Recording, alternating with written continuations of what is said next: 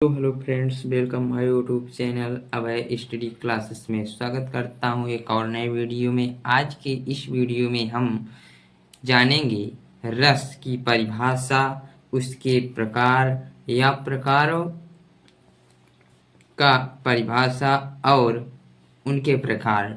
चलिए जानते हैं। बहुत ही इंटरेस्टिंग वीडियो होने वाला है बच्चों। वीडियो को बिल्कुल भी स्किप ना करें और चैनल में पहली बार हो तो चैनल को जरूर सब्सक्राइब करें और लाइक करें और एक छोटा सा प्यारा सा कमेंट कर दें। तो चलिए, रस रस क्या है कि रस का शाब्दिक अर्थ है आनंद। रस का शाब्दिक अर्थ क्या है बच्चों? आनंद। काव्य को पढ़ने अथवा नाटक देखने से जो विशेष प्रकार का, यहाँ पर का, ठीक है, का आनंद प्राप्त होता है उसे रस कहते हैं। ठीक है। और एक चीज है कि रस को काव्य की आत्मा माना गया है। क्या गाया गया है? रस को काव्य की आत्मा माना गया है। अब चलते हैं रस के अवयव या अंग। तो रस के 4 अंग होते हैं।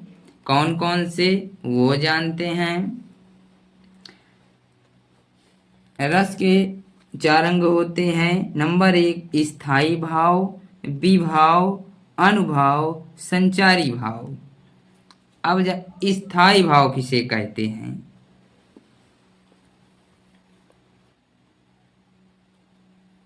स्थायी भाव का अर्थ होता है प्रधान भाव। क्या होता है? प्रधान भाव।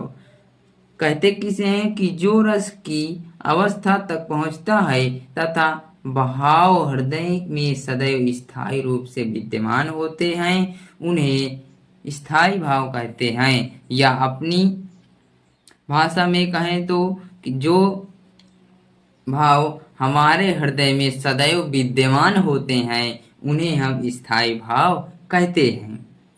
इस प्रकार से स्थायी भावों की संख्या 11 मानी गई है। कितनी मानी गई है? 11 मानी गई है। और देखिए, स्थायी भाव की संख्या कितनी होती है? 11 होती है। अब देख लेते हैं कौन कौन से रस होते हैं और उनका स्थायी भाव जान लेते हैं। श्रृंगार रस का रति प्रेम होता है, करुण रस का शोक, शांत रस का निर्वेद, रौद्र रस का क्रोध, वीर रस का उत्साह, हास्य रस का हास, भयानक रस का भय, विभत्स रस का जुगपसा और घृणा, अद्भुत रस का विस्मय या आश्चर्य। और 10 नंबर है वात्सल्य रस, स्नेह या वात्सलता। भक्ति रस है देव विषयक रति, अर्थात भक्ति या देव के प्रति प्रेम या अनुराग कह सकते हैं। अब आता है, हमने बताया आपको कि स्थायी भाव, विभाव, अनुभाव और संचारी भाव, ये 4 प्रकार होते हैं रस के अंग। अब स्थायी भाव हो गया, अब कौन सा होगा? विभाव। विभाव किसे कहते हैं वो जान लीजिए।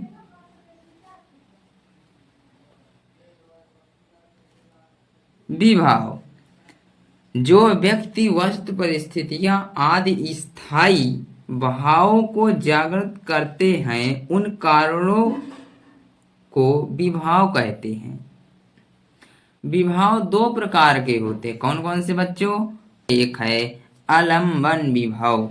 क्या है? आलंबन विभाव। दूसरा उद्दीपन विभाव। तो आलंबन विभाव अब जानते हैं। आलंबन विभाव 2 प्रकार के होते हैं। आलंबन विभाव 2 प्रकार के होते हैं, आश्रया आलंबन और विषयालंबन। विषयालंबन और उद्दीपन के कोई भाग नहीं होते हैं। अब है अनुभाव। अनुभाव इसे कहते हैं विभाव का बोध कराने वाले कारण तथा मानव मन में स्थायी भाव के जागने पर जो शारीरिक चेष्टाएं दिखाई देती हैं उन्हें अनुभाव कहते हैं। जैसे जैसे क्या है कि शेर को देखकर भय से कांपना या बचाव के लिए जोर जोर से चिल्लाना क्या होता है, अनुभाव कहलाता है। ठीक है, अनुभाव के चार भेद होते हैं। कौन कौन से होते हैं वो जानते हैं। कायिक होता है, मानसिक होता है, आहार्य और साविक साविक। ठीक है, आप जान चुके हैं। अब संचारी भाव किसे कहते हैं, चलिए। संचारी भाव आश्रय के मन में उत्पन्न होने वाले स्थिर मनोविकारों को संचारी भाव कहते हैं। आचार्यों ने संचारी भाव की संख्या 33 मानी गई है। किसके? आचार्यों ने संचारी भाव की संख्या जो इस प्रकार है, चलिए दिखाता हूं आपको। देखिए 33 होते हैं, आप देख लीजिए और इनको भी पढ़ लेना, कोई इसमें दिक्कत नहीं है। और बच्चों हम श्रृंगार रस को अगले वीडियो में और वीर रस, करुण रस, शांत रस, इन सभी की परिभाषाएं अगले वीडियो में कराएंगे।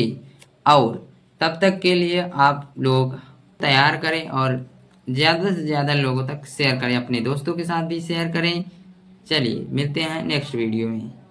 आप सभी कैसे हैं कमेंट में ज़रूर बताएं। और